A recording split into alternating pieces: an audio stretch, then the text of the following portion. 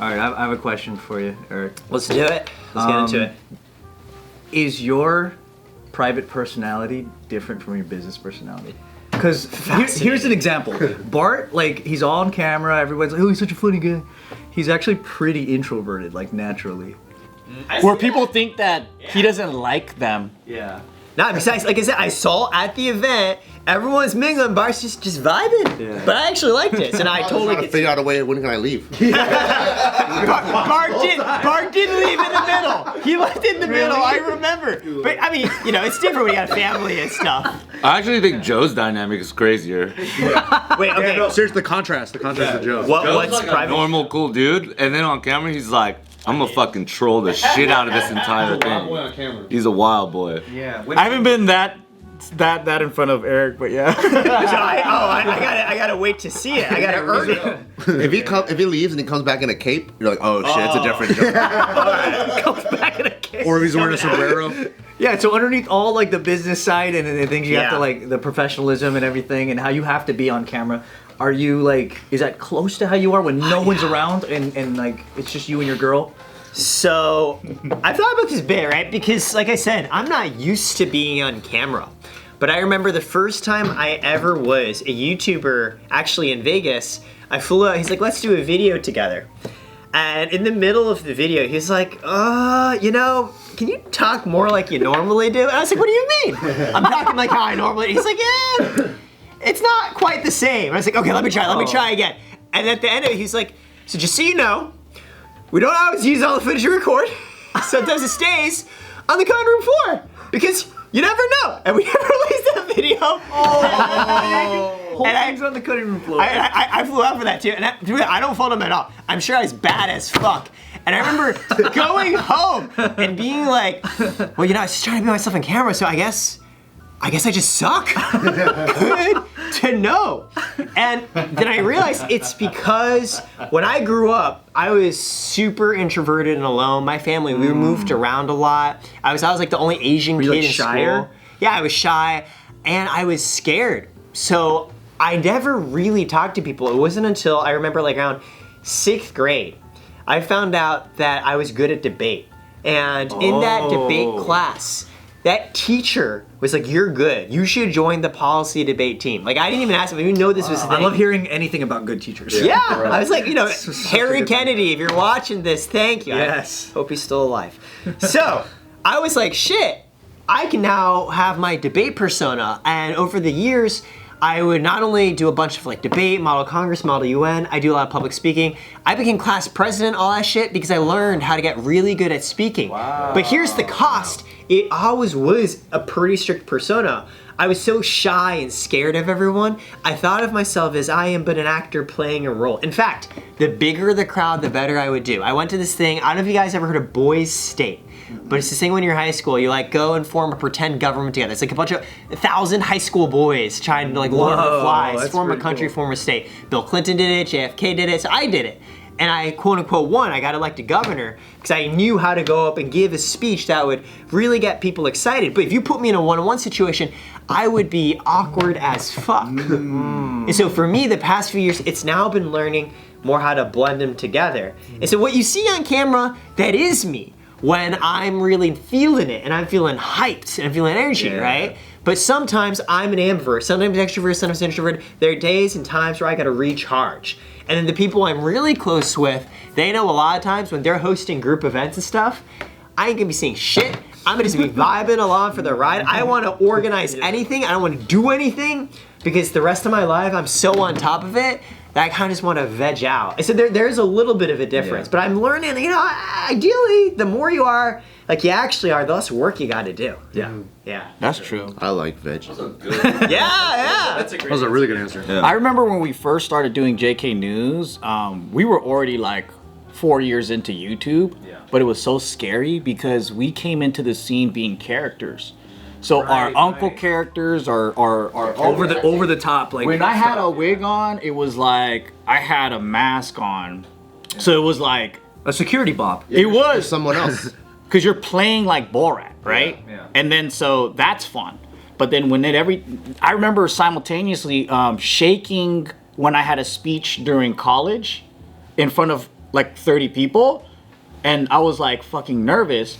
But just that same week, we did a show to like 1,000, and I was fine. So it was weird because, yeah, I didn't really like speaking just as myself. As you, yeah. But when I put on a fucking costume, dude, it was like game time. It's fun. It was just a different kind of, yeah. So is that still true? Because they were saying that you are more unhinged. Is that a persona that little bit of you coming out? This is actually my veg state. So like, this is probably who I am naturally. Yeah. You're getting his natural self right now. I like it. I want to be real. Yeah. But then when I'm in different things like a professional meeting or whatever, or like, you know, like a poker game or what, it's just different. Yeah, different hats for different Yeah, occasions. yeah. It's still me, but they just know me in a different role. Yeah. Like if I'm working a register at my shop and how someone are you comes when you're? over, I'm curious I'm not about gonna that. start being like, oh, I got sucked off so hard yesterday. Like, you know, like I wish you would blend it a little bit more. that would be hilarious. You want right? tips, don't you? It's like last night was so good, you know, like, and then they're like, the fuck, I just want a fucking matcha. But do tea. people ever come to the shop and they want you to be kind of? I think sometimes when the worlds blend, Yeah. it becomes really funny. Because, for example, right, like I would go into meetings and let's say we're trying to get a business acquired or whatever, and then someone in that room was like an Asian guy, No, yeah. and they're giggling, and it's because like they're like, dude, I watched you when I was in high school. But sometimes it works because then like it breaks the ice and there's no like professional tension. Yeah. Now it's like him being a fanboy and like all of his like bosses or whatever just looking like, what the fuck? Who is this guy? Yeah. And then I still dress the same way. So I don't put on a suit. I don't like amongst like professionals, I'm just there looking like this. Right. So I get to play the role of like, hey, here's this like YouTuber guy coming in and doing, and it's a break of their routine. So they're used to seeing the same people in their culture, like their business culture, same type of attire, same, and then I'm like a disruption that comes in, and they're like, they probably heard like 50 pitches from the same type of different thing with the same type of personalities, and then now here's someone on their side being a fanboy, and then we just build rapport real quick, and it's been beneficial, yeah. So in a way, the fact that you're willing to just stay dressed the same, studies have shown when you dress differently, it just exaggerates how they think of you already. They had a professor who wore bright red sneakers. And it turned out the people who think the professor is smart, they're like, this guy's a legend. He's so cool. He's got style. He can wear what the fuck he wants. But if they thought the professor's an idiot, they're like, this dumbass doesn't even know how to dress his clothes. Yeah. So when you come in, you've already got a fanboy there. Even stupider. Even stupider. You're like, all right, this guy clearly, my guy on his team thinks this guy is cool. Yeah. I mean, he's dressed like in a casual setting. Like, I guess he's just really fucking cool. This guy's wearing a kimono. It's just really cool, yeah. Like, all right.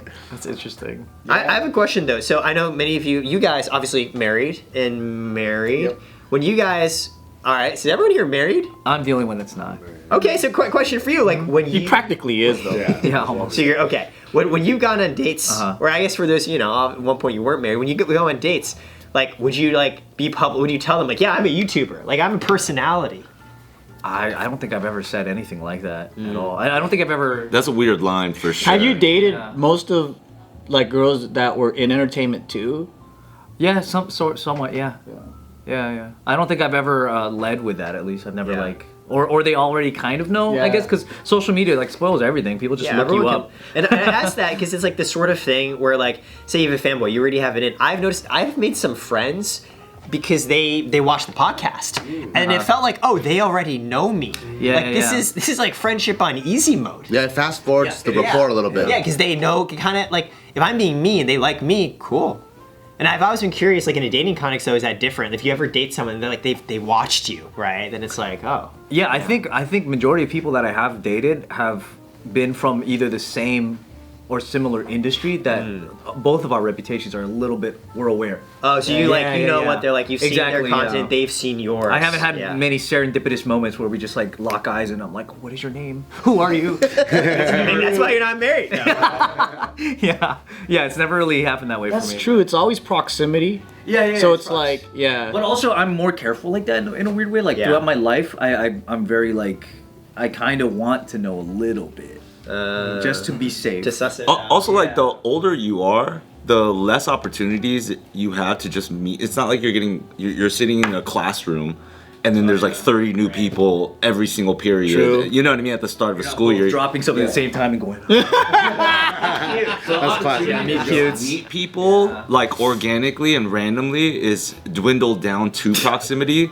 Like you're meeting somebody because a friend of a friend brought you to a birthday. You know what I mean? So like everything is connected, and at that point you already have an in.